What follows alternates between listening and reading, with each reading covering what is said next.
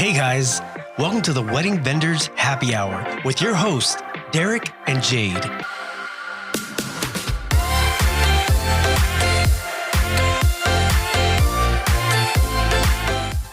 What's up, guys? Thanks for tuning in and welcome to episode 27 of the Wedding Vendors Happy Hour.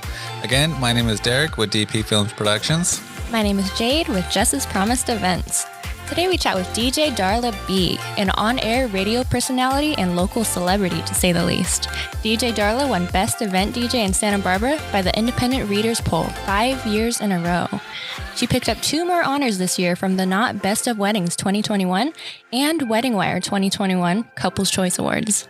That's right. This is going to be one great episode. So grab a drink, take a seat, and let's get to it.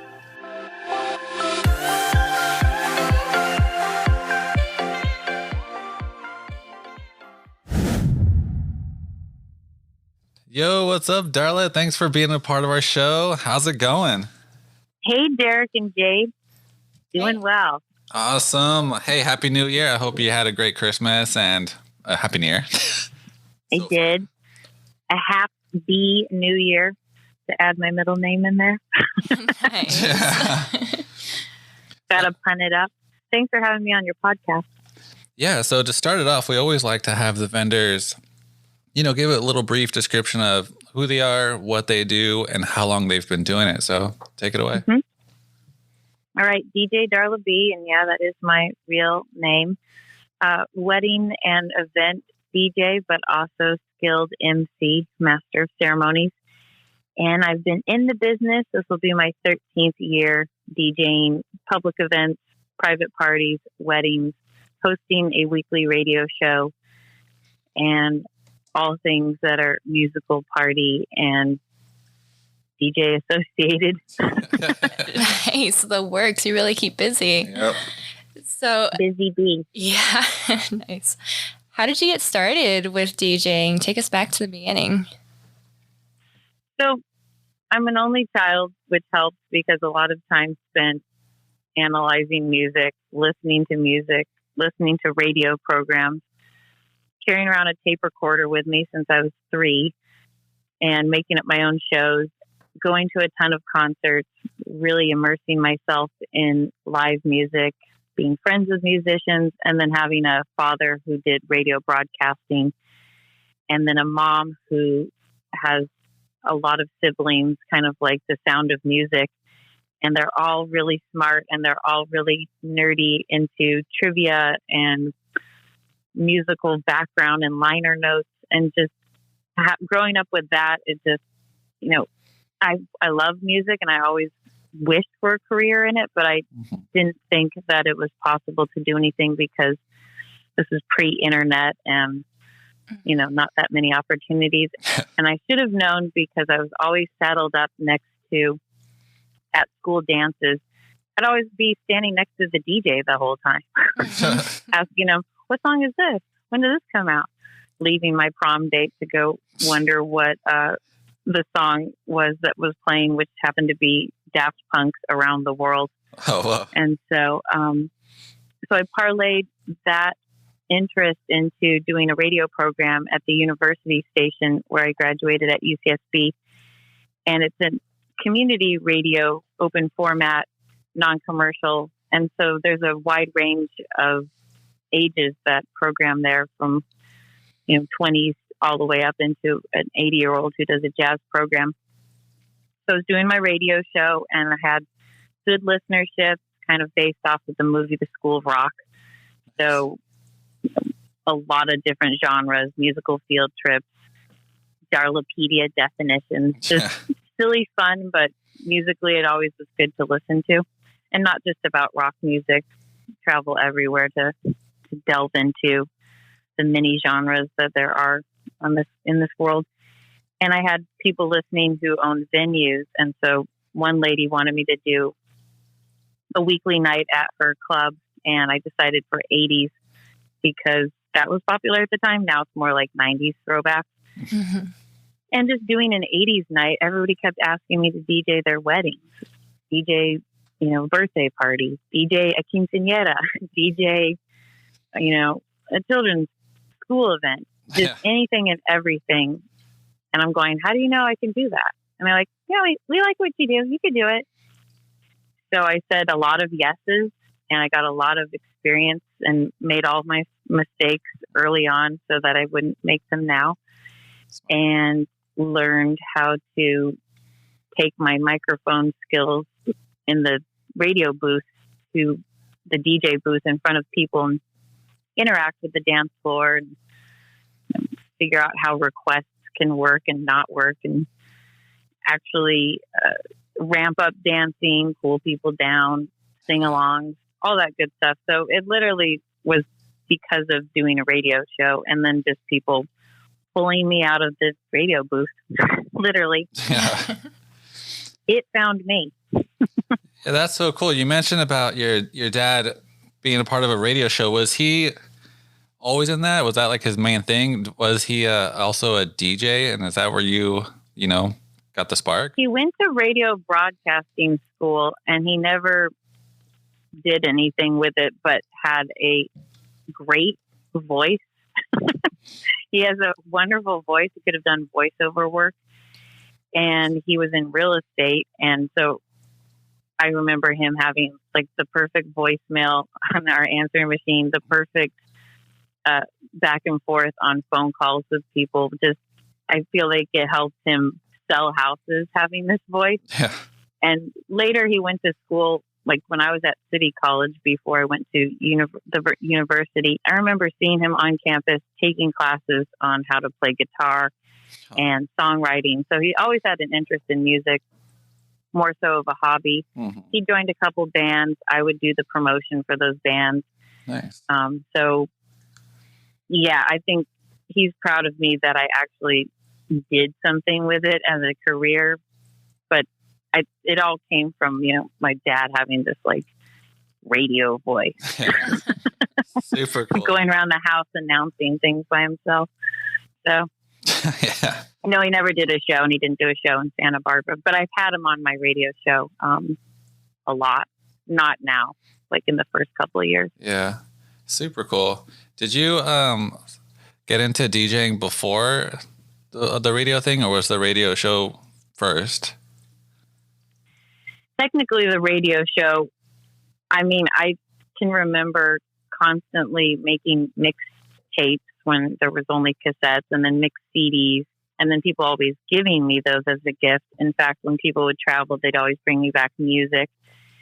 And then going to parties and taking over the music that they were playing there, or even YouTube DJing, where I would just, whatever the music was, wherever I was, it's like people would always hand the reins over to me. Yeah. And I didn't know technically what I wanted to do, but I knew what I wanted to play.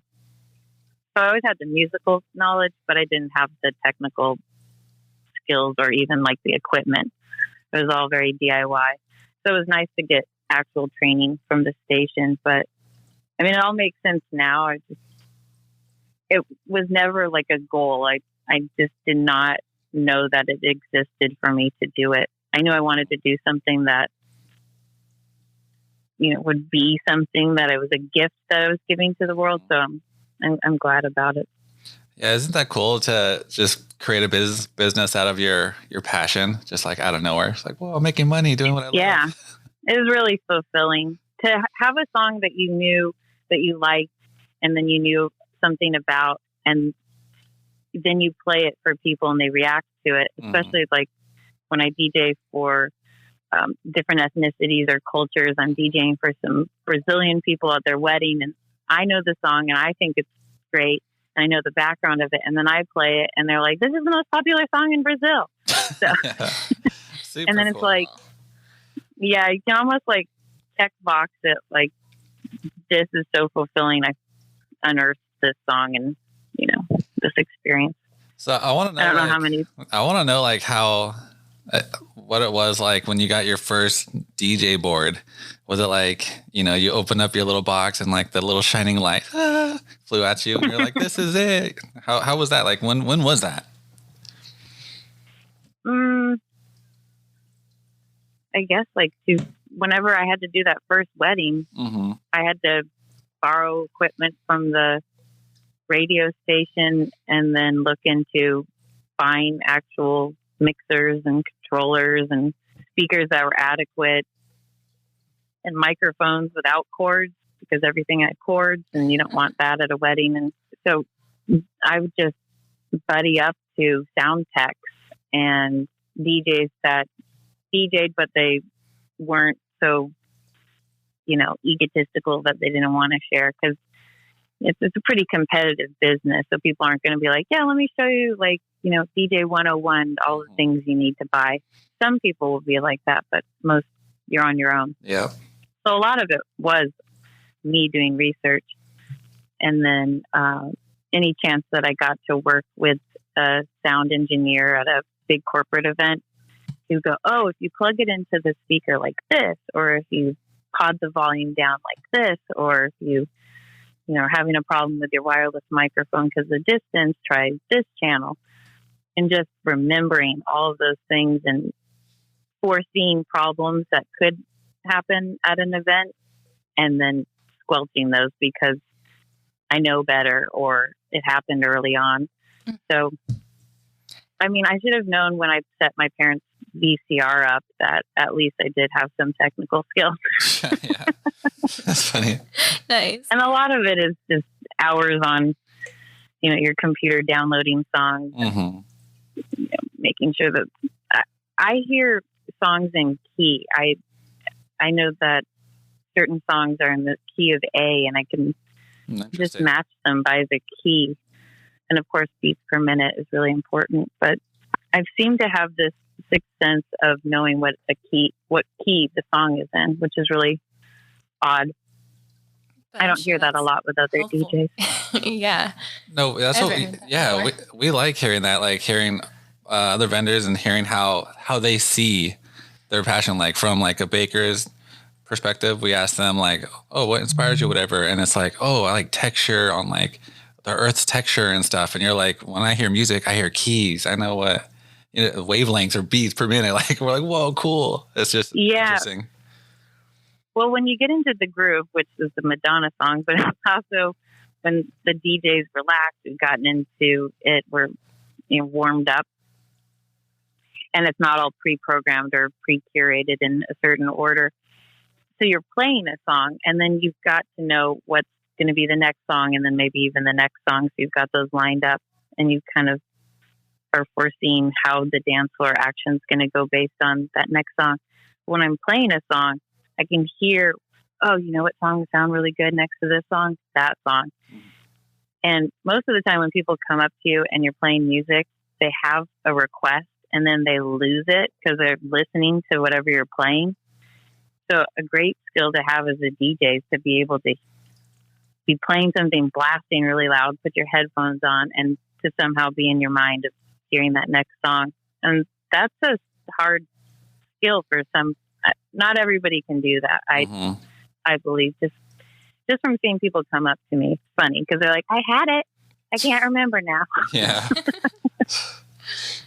Nice. Well, I want to hear more about your first wedding experience. Like you kind of touched about it, like how you kind of learned on the job and, picked people's minds and stuff. But I know that weddings, like in general, are a whole different monster than radios. So what was that experience like, just shifting from radio to weddings? Yeah, from radio to doing an 80s night to doing a wedding. Completely different. Well, I did a lot of preparation. I didn't think that I could put it all together that day. And I interviewed the bride and groom quite a bit, kind of extracted what their style was, how we wanted the flow of the day to go from pre-ceremony music all the way to the last songs of the evening, and things that they didn't want to hear. Making note of that is really important because with all the millions of songs out there in the universe, if you happen to play that one song on their wedding that they hate, that's a big foul. And so I learned early on to just interview and get as much information up front. And if they didn't know what they wanted, they would at least know what they had heard at other weddings and didn't want. Mm-hmm. Right. So that was a good one. And with that wedding, I remember the planner saying that I could go into another room and eat dinner. And I go, oh no, I'm staying here the whole time. And I've always been like that. I never leave the platform. I never leave my booth, quote unquote, because it's music maintenance. And I never want to put anything on autoplay. Yeah. I just have some sort of work ethic thing about not even letting it run. I just have this feeling like, what if it ran out and there's dead silence and they're eating their dinner? I just can't. Yeah, but I remember that wedding it was a Jewish wedding. I ended up doing a ton of Jewish weddings that first year of DJing weddings. And it was so great because they did like kind of a flash mob line dance. The bridesmaids surprised everybody, which we had prepared for. And it was quite an eclectic dance floor mix. There was everything from, AC/DC to 80s, because they had met me at the 80s night, to top 40, and then some sort of Jewish traditions like doing the hora. And I remember the mother of the bride wanting a certain song and the bride not wanting that song, and how to toggle between that and appease everybody, make everybody happy. But I still hear from that bride, and they're happily married still with a child. And she even dropped off a birthday present for me because she found some book that had, and this will flow into your next question, I believe. It was a Japanese artist with a character who wore little wigs and was a DJ, but ate like strawberry ice cream or something. It was. What the heck? She's like, this is you. She wears different wigs to go to work in. What the? So. That's so cool. But anyways, so, yeah, I definitely knew from doing that. I go, well, weddings aren't that hard. Nice. Yeah. Yeah, just getting to know your couples ahead of time and you're good. Mm-hmm. Yeah. And speaking of those wigs, so you are very known for your looks, like especially with your 80s parties and all of these different events. Like you're known to have a really cool look. Can you go into that and like tell us, is there a story behind your look? Sure. And I can't hear you very well, but so as far as the wigs and the costumes, that was early on before I had, an identity, a persona, a rapport with the public as a friendly DJ you can come up to, make a request, feel comfortable with having me there. And this is only for public events, themed events, parades, festivals, things in Santa Barbara area.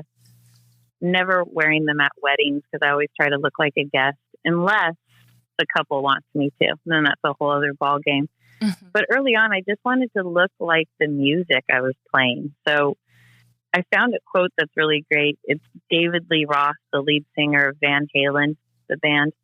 And he said of his costume, of course, he said he wanted to look how my music sounds. And that's exactly what I was trying to emulate. I was trying to be colorful, be fun, and if it was 80s, then it was 80s. If it was disco, then it was a disco costume. If it was a parade and we're a bunch of Cleopatra Egyptians, I was dressed as that. I was a mermaid for a children's party, just whatever. And I just had to keep topping myself. At some point, people always wanted me to wear a wig. What color wig are you going to wear? Is that your real hair? So, and then, of course, I didn't get, I go to Trader Joe's and nobody would even know it was me. You kind of look like that DJ. Oh, yeah. Walking normal. Thanks. But it was never something I thought out. It was a part of who I always liked wigs and costumes. I participated in summer solstice parades and loved Halloween. And it literally was just a part of my personality. It's no gimmick, it was just so that people felt comfortable and also were kind of entertained. And if they wanted to laugh at me, totally fine. I could hide behind the wig. Yeah. So, yeah. That's so much fun. I love it. How many wigs do you have? Too many. I can imagine. And I never loan them and I'll never sell them. It's too personal. It's on your head. Yeah, no kidding. The one for every color of the rainbow for sure. And then kind of thematic ones for different, not different genres, but for different decades.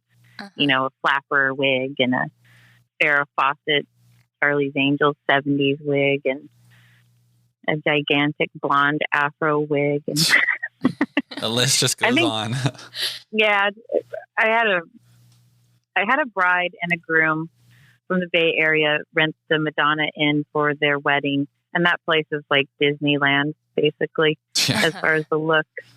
And they go, our theme is sparkles, sequins, and unicorns and Lady Gaga. Whoa. I'm like, whoa. And this is not a same-sex couple. This is a straight couple, but they were going over the top. And they're like, so if you could dress like a unicorn, that would be really great. And I go, I have a unicorn wig. Wow. I just happen to have one. So, Perfect. whatever you want, your wedding. But I usually try to not wear a wig at a wedding because I feel like all eyes do need to be on the bride, the couple, and I don't want anyone to think, well, what's up with the DJ back there with the purple hair? It's true.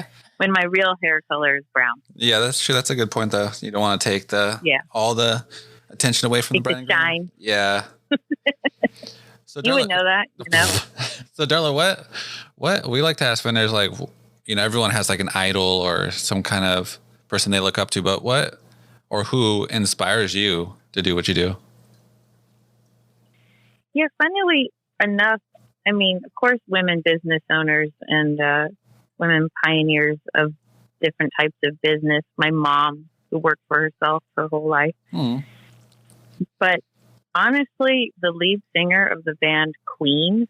Oh, yeah. Because I've been such a fan of that band since I was 12, and I feel like it introduced me to a wide range of genres. As a band, they didn't just do rock music. They did another one, Bites the Dust, which is like R&B, kind of verging into disco hip hop. And then Crazy Little Thing Called Love was rockabilly.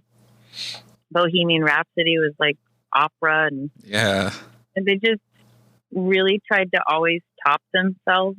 And they're quoted as saying they wanted to do things bigger and better every time. And they were great with their graphic design that represented the band, which I really feel is important with my business. I feel like their promotion was on point. Their costumes were on point. The music was a variety. And that, if I could emulate that in some ways, a DJ is kind of like my plan, is what their plan was. Strangely enough. Yeah, that's interesting. I could definitely see the Freddie Mercury in you. Well, our birthdays are, his birthday's September 5th and mine's the 2nd. But as far as DJs, I had the opportunity of working with Egyptian Lover, who's a West Coast hip hop. Well, cool. Early 1980s, popping and locking, 808 machine, turntablist extraordinaire, all vinyl, just amazing guy. And I got to open for him, and he was super respectful. And then the DMC of Run DMC, I was asked to open for him, and I'm going, are you kidding me? Yeah. Like, I get this opportunity? And then he was totally gracious and complimented a lot of things that I was doing and playing. And, you know, it gave me hope that you can do this and not be a jerk. Yeah. You know? No kidding. So they were amazing. I mean, any DJ would have been thrilled to get to work with those kind of greats of the industry. Nice. That's so cool that you've had that opportunity. Getting back to like weddings and working with couples, do you have any advice for like how couples should pick their special songs for their wedding? Or do you have like a list they choose from? How does that work? Yeah, like song specifics. Like the brides walk down the aisle, the processional when they kiss, grand entrance, first dance, even cake cutting, and even last dance of the night are usually chosen by the couple, if not with a little bit of help from me. But for the most part, I try to get them to choose those on their own, because that's a real reflection of not only the two of them, but the two of them coming together as a couple and how they want to present that to the guests and their family. Mm-hmm. And then also the bridal party, if they include them in like the grand entrance and whatnot. So I try to bring out, evoke, and interview them and question them. And then I send them a soundtrack planning guide. But I'll say, what's that song that maybe a concert or a specific artist that you guys really like together, you're singing in the car together, or you met and that song was playing, or is there a memory with a song in particular? And most of the time they go, oh yeah, oh my gosh, we both really like, John Legend, and we saw him in concert, and that makes sense. We should do one of those songs. Yeah. And sometimes it's funny. It's like, we met at a Metallica concert. Yeah, like, they're all walking down to Metallica. And I'm like, somehow we can involve Metallica in a completely tasteful way. Yeah. I've even done covers are a really good idea. Covers of other songs, but in a more romantic tone. So Sweet Child of Mine covered for a first dance or even a father-daughter dance with a piano versus like full-on 80s hair metal has totally worked. And when the guests are listening to it, they're going, wait, isn't that Guns N' Roses? Hey, that's pretty cool. Yeah. That's a good idea. So covers are used a lot in weddings, or at least I use them. And it's a fun way when there's different versions of well-known songs, but you're hearing it a different way for in a more appropriate tone. Yeah. It surprises the guests and keeps them more entertained. And I always find they come up to me, especially the last wedding that we worked together, Derek. Oh, yeah. Immediately the pre-ceremony music, I had a guest going, is this? Mm-hmm. And I was surprised that they even knew what it was. So, but I'd have to say, as far as picking songs, definitely working on finding things that represent them, not just like going through a list of generic songs, really trying to find songs that they both agree on too. Mm-hmm. I love that. And if they need help, I'm always there. Nice. Yeah, that's a great tip to always find a song that hits home for both of you guys. That puts a tear in your eye when you do your first dance or walk down the aisle. Exactly. And then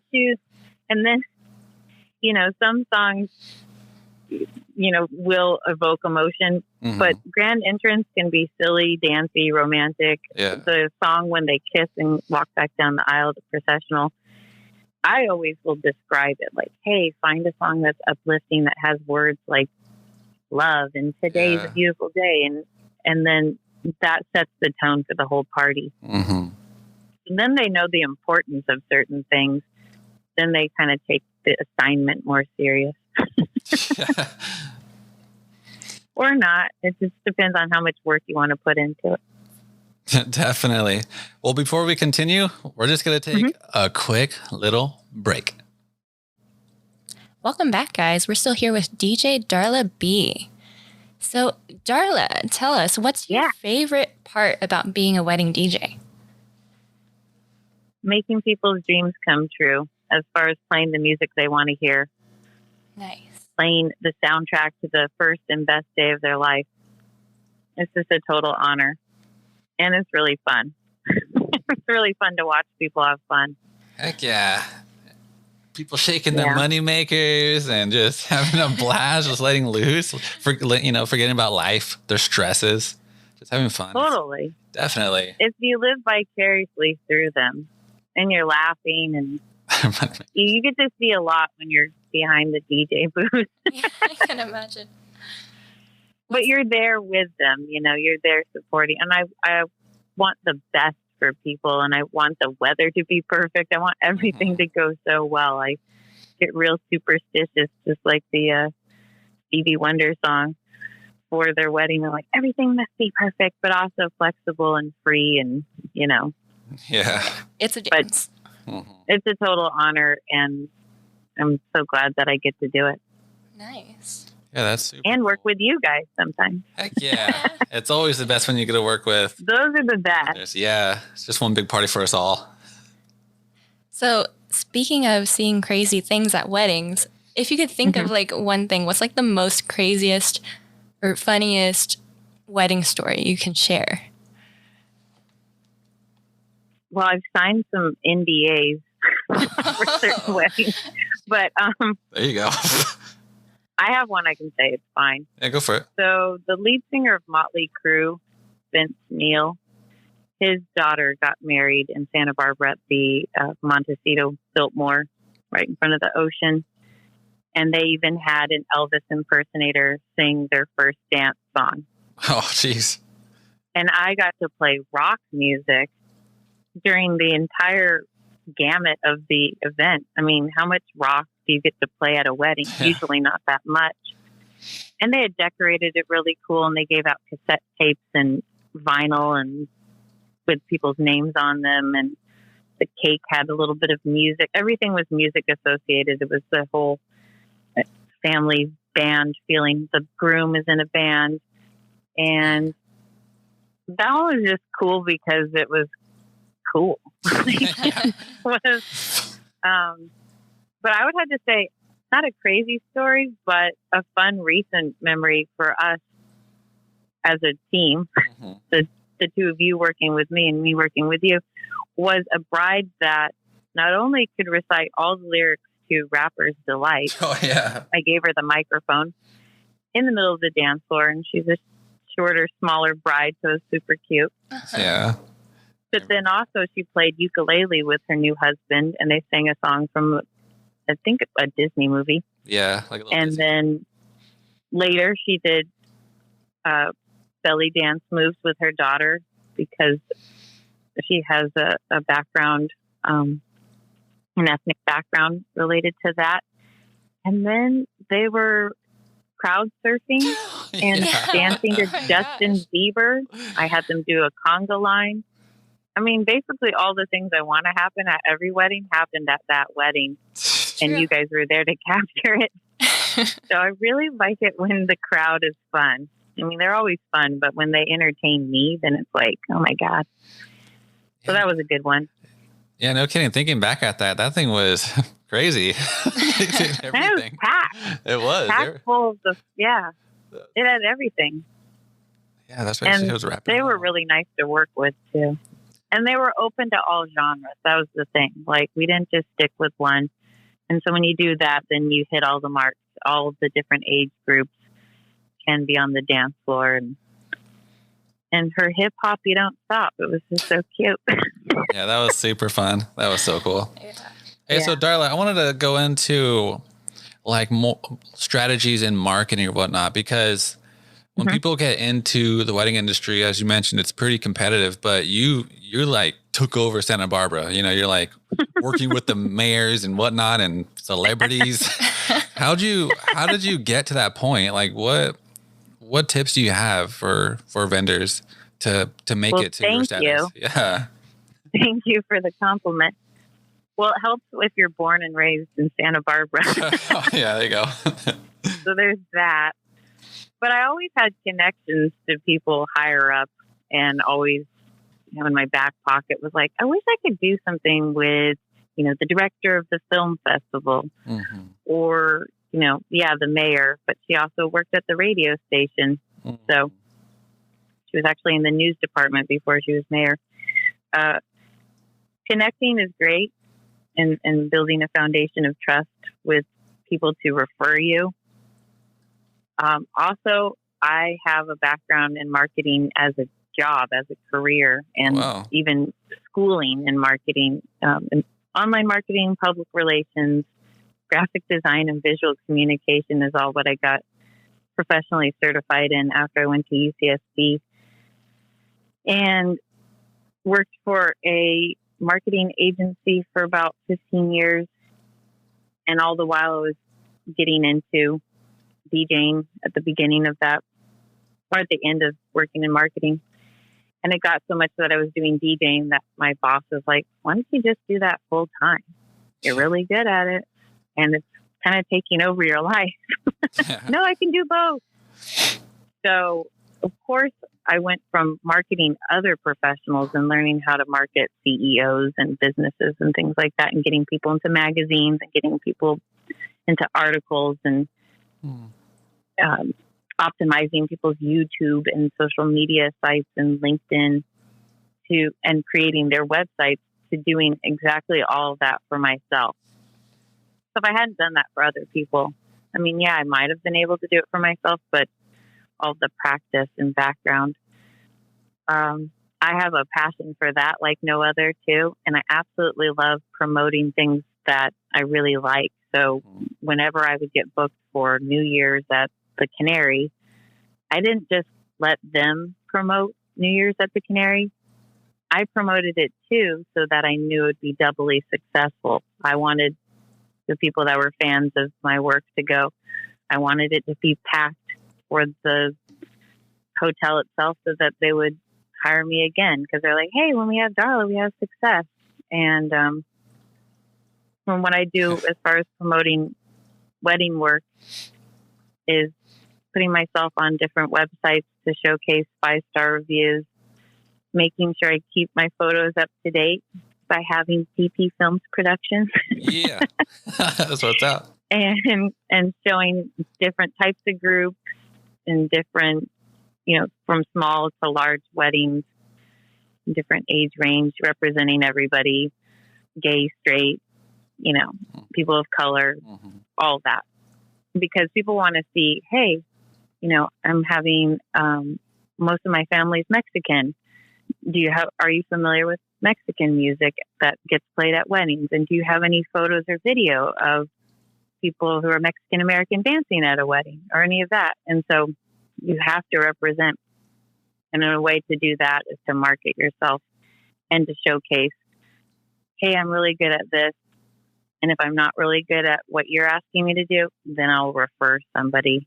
Just knowing what you can actually do and what you can't do also helps with marketing and promotion. Nice. Yeah, that's a huge tip. I don't know if I answered all that. No, you did. That's a huge one. Is to be, diversify your business. Show them that you are capable of doing more than just one style. Yeah. And luckily people didn't assume anything about me going into this. They didn't think, she's a white woman. She only will play this. She wears wigs. She wears wigs and she only plays weird music. And just because I'm a female DJ doesn't mean that I'm necessarily going to play Britney Spears all night, Yeah. Personally, I don't just like, female pop singers. I like everything. So gaining people's trust on that as well. But I think everything represents you. So with your social media presence, your website, whenever they Google your name, what they find is going to all help make decisions. Of course, I like people to get on the phone with me, because then I can really hear what they want and they can ask me any question. They can hear my voice. Yeah, definitely. So they know what I'm going to sound like somewhat on the microphone. But sometimes people just text you, okay, that looks good. Your website looks good. You're hired. And they don't even do a call, which is always... That's nice. Are you sure? All right. So I like that you're now going into sales parts of things. So I want to, how hard is it to get people from an email to a phone call? Do you feel like it's easier for you being a DJ, or is it just do some couples just like you mentioned, they're just like, oh no, this is fine. We'll just book this. Or well, I might be giving away a secret, but yeah, so I'll get an email inquiry and I see it. And I love it when they email me directly from my website, which is DJDarlaBea.com. But most of the time, couples inquiries for weddings, not for any other sort of event, come through Theknot.com, KNOT, or WeddingWre.com. And those are certified stamp of approval. They can read all the 5 stars. They can see other people's weddings if they connect them to my site and see the photos from that. So it gives you so much information up front, and you almost don't even need to talk to the person you feel like. So I'll get that inquiry, And then if they leave a phone number, then I text them and say, I'm going to send you an email reply with kind of my general info. But if you are available for a phone call, then I can learn a little bit more specifics versus just this kind of back and forth through technology. Yeah, that's pretty cool. And that's how I win them over. Because they actually talk to me, gander my personality, hear a little bit more about how I work. Because granted, I look good on paper, but I'd much rather find out if I'm a good fit for them as well as, if they're a good fit for me. Yeah, that's huge. I like that. Yeah. So it's a personal touch that's being lost with technology. And even us talking throughout, all the times we've worked together, we usually text. And then when we see each other at the wedding, then we're able to discuss a bunch of ideas that we had or plans for how we want the wedding to go in person. So it usually, there's no miscommunication when you are talking to somebody on the phone versus text. Yeah. When you first did and they can't hear tone. Yeah, that's true. Yeah, that's huge. That's huge because when people read an email, they'll read it and interpret it how they want to hear it. When they're reading a sentence. But when you first did unless you put smiley faces after everything. Yeah, I know. That's the only way you can show your tone. Overuse emojis. Yeah. Overuse emojis. I'm nice. Here's another smiley face. But that's a huge tip. And did you feel weird when you first did it? Because did they ever ask you how'd you get my number? Or, who is this? If they included it, then no, because I took an email etiquette class and a communications class. And I think that the way that I come across through a text is nice. And they don't even have to text me back if they don't want. But I think that a generational thing is texting.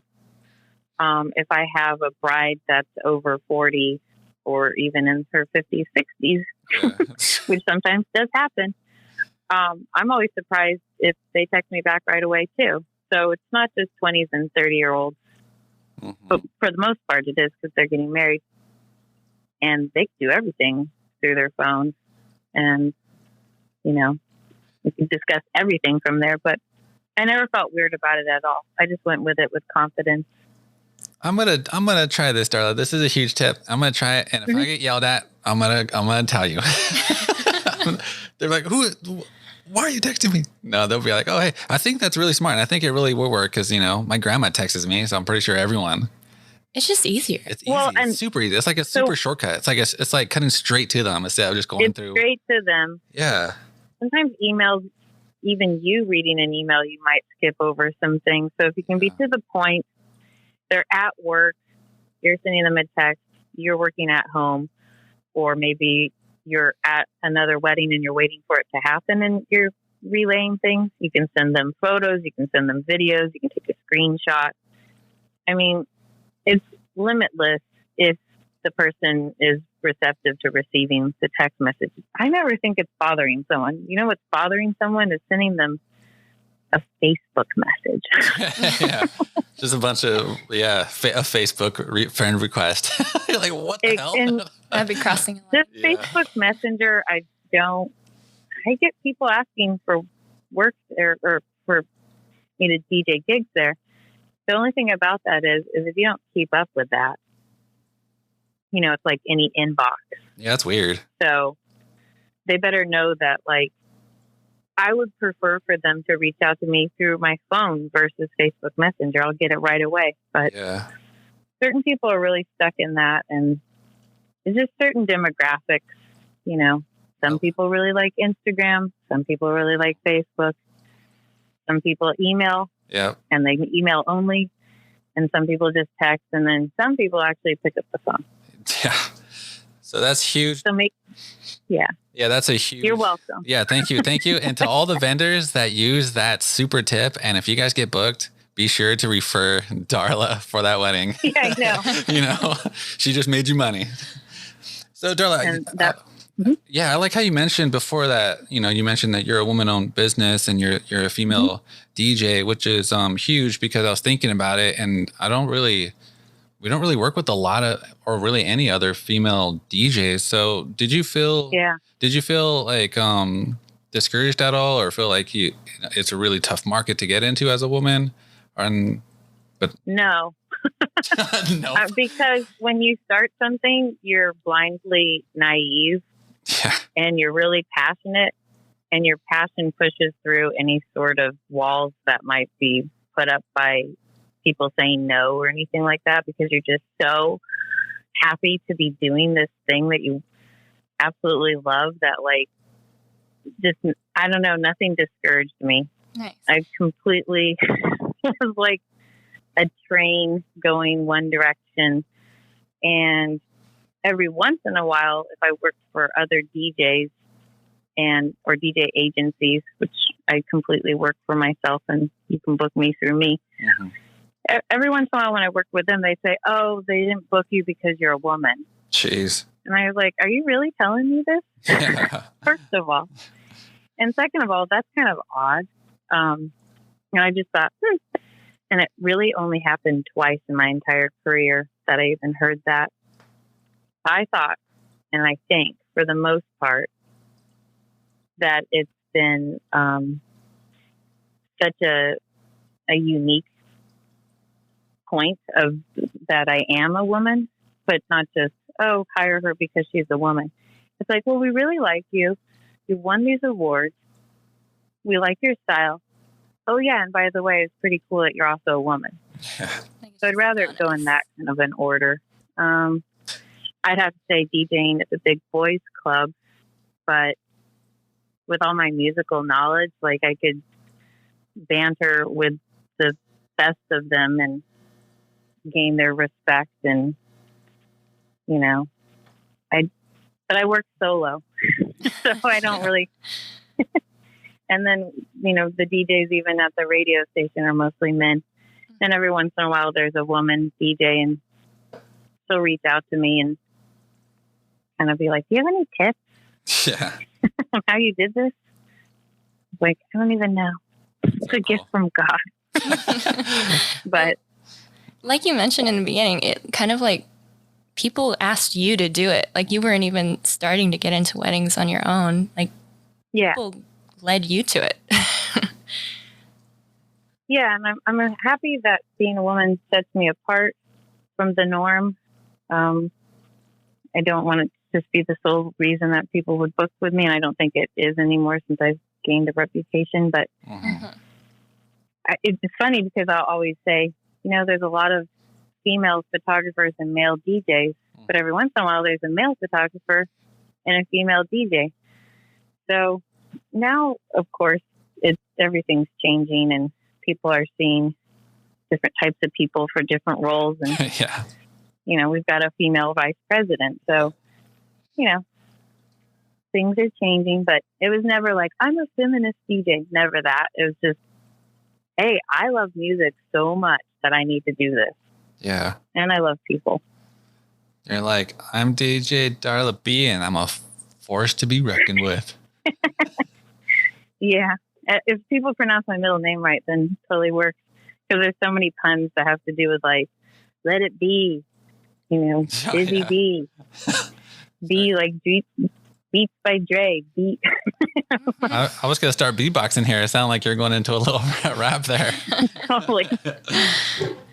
So what would be your best advice to a wedding DJ that's just starting out? Well, it's not the most glamorous job, first of all. It's a lot of hours standing on your feet, so make sure to have comfortable shoes. Mm-hmm.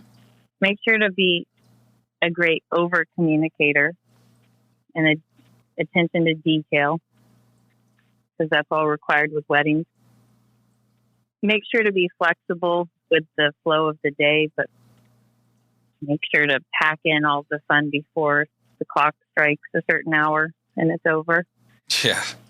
Work well with the other vendors, communicate with them, bring a good attitude to the day, because you're setting the entire tone. Like there's so much resting on your shoulders. They're looking at you. You better have a smile on your face. Yeah. Learn how to be a great MC, or at least a clear speaker on the microphone, and know that it is not your day, not your show, nothing to do with you, really. Like, you are not behind the scenes, but you're the magic, the Wizard of Oz behind the curtain, but people can see you. Yeah. But you're creating this soundtrack for people, so don't put too much of your style into it, because it's really supposed to evoke the style of the bride and groom, or the bride and bride, or the groom and groom. And that's not to say to not be stylish about it, but every once in a while people will ask me, well, what's your style of DJing? Like, what kind of music do you play? And I literally say everything, because it's true. But they're like, well, what would you play if you could just play what you like? And that's what I mean. Like, unless they're asking you to do that at their wedding, then by all means. But most of the time, it's what they want to hear. And so just be open enough to be entertaining that. And then get gigs where you can do your own thing. So that you can have a little bit of freedom. Definitely. But that's my advice. And there's a lot of heavy lifting, and there's a lot of unsexy parts about it that are technical or timing. Mm-hmm. A lot of things have to do with timing, the sun setting. And then be wary of technical errors or difficulties or electrical problems. Yeah. So that's all I can say. No, that's huge. And then get ready to compete. Yep. Yeah, that's a big one right there. Yeah. And market yourself. So much. So many tips. There's so much. Yeah, everyone's going to write a book. Everyone's going to be like a professional DJ now because of all your tips here. No. Not until I retire. Yeah, not until. With DJs, there's old DJs. Yeah, they do it for forever. It's going to be. Yeah, because we're too stubborn. We don't want to give it up. Pretty soon, way later, it's going to be Granny Darla Bea. That'll be funny. And then I'll really wear my gray wig. Oh, there you go. That'd be funny. But I like that Play one. the Golden Girls song. I like that one tip you said in here is I forgot, I can't remember what it was, but basically when you're working and you're being a vendor and we're kind of behind the scenes, yeah. People are still watching you at times. You still got to stay on top of your game, even though you're behind. I know. You got the guests that might be looking at you, seeing how you're working. But so no, so you're at all times, eyes are on you, yeah. And it's interesting because starting off in radio and being your face is not seen, they're only hearing your voice. You could do it in your pajamas. Yeah. And then being this face of things. And then having to be ultra perfect with the costume and all that. For a wedding, you just got to look relaxed and happy for that couple and genuine. Mm-hmm. And if you don't feel good that day, you've got to fake it. Yeah. And you'll feel better once the music starts.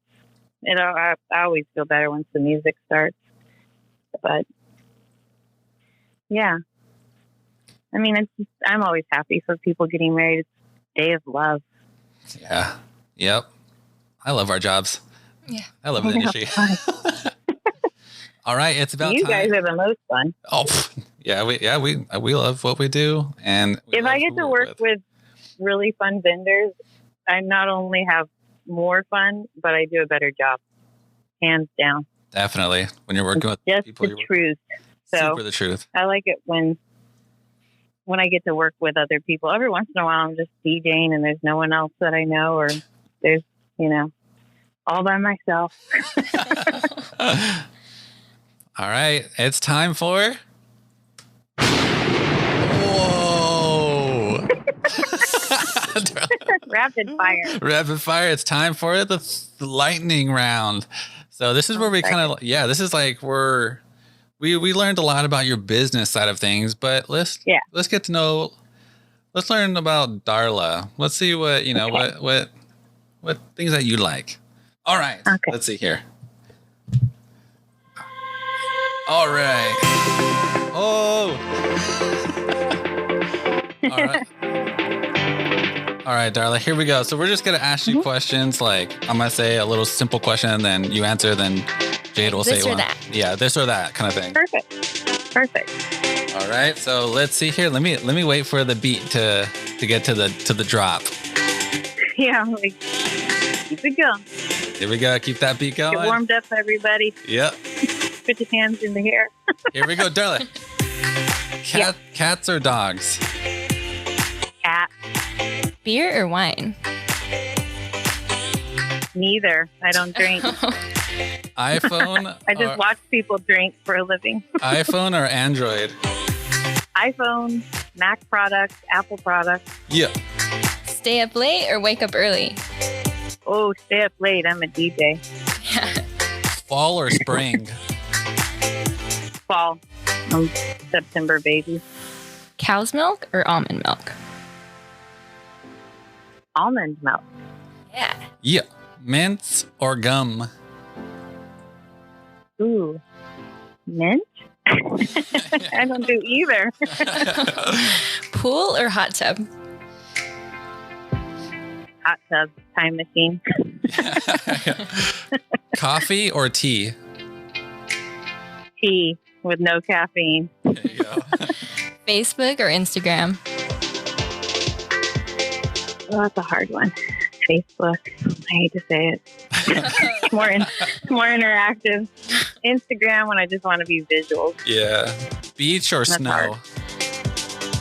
Well, beach in Santa Barbara. Yeah. Book or movie? Movie. Flats or hills? Say again? Flats or hills? Oh, clogs. Flat. Yeah. My Nike shoes. This one's a hard one. Tacos or pizza? Tacos. Nice. But with a soft shell and carnitas, please. And famous celebrity crush. Or just in general. Well, I'll go with Keanu Reeves because there's the same birthday as me. But honestly, Jack Black. Yeah, Jack there you go. Yeah. In his Nacho Libre gear. As embarrassing as it. No, those rock all the way. Those are two good actors, Keanu and Jack Black. That is top notch. That's awesome. Yeah, a little the Matrix, but then I just love funny people that can sing, and that's what Jack Black can do. Yeah, definitely. So. There you go. Hey, that was fun. I want to do that every day. We had so much fun. It was definitely, we learned a lot, and you definitely gave out some good nuggets for tips. I mean, people, you should be getting a lot of referrals. I am a teacher of the airwaves. So can you let everyone know where they could find you? Yes, DJDarlaB.com. That's DARLA, B as in boy, E as in apple, E as in elephant, A as in apple.com. Instagram, Darla B. Facebook, DJ Darla B. And 8 to 10 p.m. every Sunday on KCSB FM. That's 91.9 on your radio dial or kcsb.org. Streaming worldwide. And sometimes you'll see me in person. Sometime soon. When this whole pandemic is done. Yeah. Hey, Darla, thank you again. We had so much fun, and it's always a blast working with you, and we cannot wait to work with you again. And until then... You guys are the best. Yeah, thank you. You are the best. Until then, take it easy. Man, guys, that was an awesome episode. Darla gave out a bunch of tips that I'm definitely going to be trying out on my end. Yeah, me too. I think we all are, right? Yeah. But when you think about it, really, there's so much pressure riding on DJ's shoulders. I mean, they set the whole tone of the wedding as the MC. And so much goes on into song selections and the behind the scenes tech. Like, I could never. But amazing DJs like Darla makes it look so effortless. Agreed. As always, guys, thanks again for tuning in to the Wedding Vendors Happy Hour. And if you haven't already, please hit that subscribe button to hear from some more amazing wedding professionals. Till then, we'll catch you on episode 28.